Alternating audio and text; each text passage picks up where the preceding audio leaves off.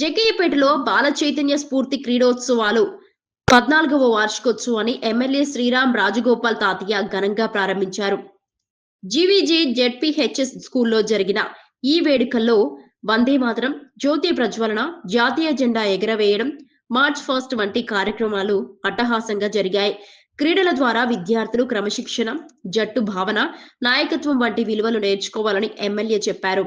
Volleyball, kabaddi, kho kho మైదానాలను ప్రముఖులు ribbon cut చేసి ప్రారంభించారు. పీఈటీలకు ప్రత్యేక టీషర్ట్లు అందజేయడం విశేషం. ఈ కార్యక్రమం పట్టణంలో క్రీడా స్ఫూర్తిని మరింత పెంచింది.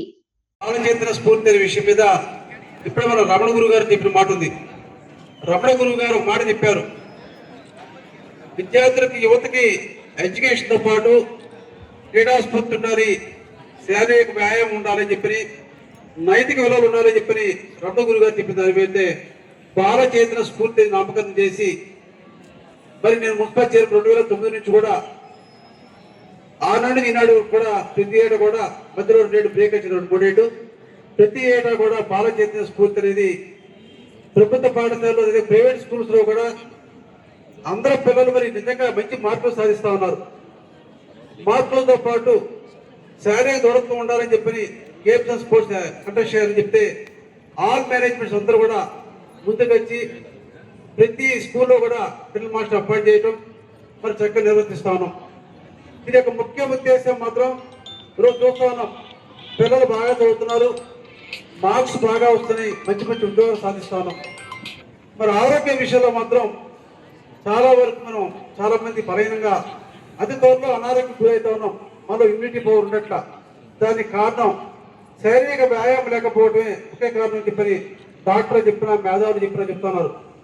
మరి అటువంటి సందర్భంలో మనందరూ కూడా యువత మరి స్వామి వివేకానంద చెప్పినట్టు దృఢమైనటువంటి సంకల్పం, ఉక్కు కండరాలు, ఇనుప నరాలు కావాల్సిన యువత కావాలని చెప్పి వివేకానంద చెప్పిన మాటని ప్రతి ఒక్కరు కూడా ఎంతో కొంత సమయాన్ని వ్యాయామానికి, క్రీడలకి కేటాయించాలని చెప్పి మరి ప్రత్యేకంగా ఈరోజు బాల చైతన్య స్ఫూర్తి ద్వారా క్రీడా పోటీ చేస్తా ఉన్నాం.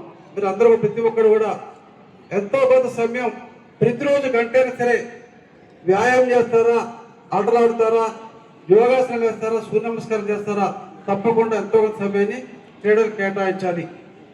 క్రీడలు మరి గెలవడం ముఖ్యం కాదు, క్రీడలు ప్రత్యేకంగా గెలవడం అంత ముఖ్యము, దానిలో పాల్గొనడం అంతగా ముఖ్యం.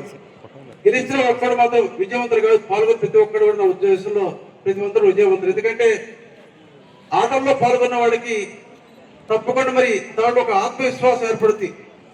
అదేవిధంగా వాళ్ళ క్రమశిక్షణ, అదేవిధంగా వాళ్ళకి ఒక సమయస్ఫూర్తి, అదే స్పోర్ట్స్ స్పిరిట్ అంటే ఓటమి జీవితంలో మరి క్రీడల్లో ఓడిపోయినా సరే ఏమాత్రం డిస్కరేజ్ అవ్వు.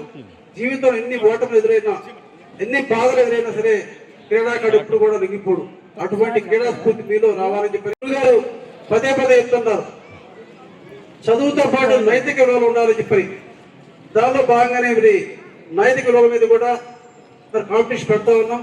త్వరలో మరి అన్ని స్కూల్స్ కూడా కలిపి నైతిక విలువల మీద కూడా కాంపిటీషన్ పెడతాం. తప్పకుండా మీ అందరూ కూడా ఇదే స్ఫూర్తితో క్రీడలు పార్టిసిపేట్ చేయాలి, వ్యాయామం దూరంతో ఉండాలని చెప్పి మీ అందరికీ మరి ఒకసారి చెప్తూ, ఇప్పటికీ మరి చాలా ఆలస్యమైనందుకు మీ అందరూ కూడా ప్రత్యేక ధన్యవాదాలు తెలియజేస్తూ క్రీడలు ప్రారంభించుకుంటాం. మరి ఒకసారి అందరూ కూడా శుభాకాంక్షలు తెలియజేస్తూ సెలవుసుకోండి. చాలా ఇష్టం. ఎటు వెళ్ళినా సరే ఆ పిల్లలకి ఏదో ఒకటి బిస్కెట్లు ఏదో ఒకటి అంటే విజయ పాల కంపెనీ దాని నుంచి కేక్స్ తెప్పించి పిల్లలందరికీ కూడా ఇవ్వమని చెప్పి 2000 ప్యాకెట్లు తెప్పించారు. అవి ఇప్పుడు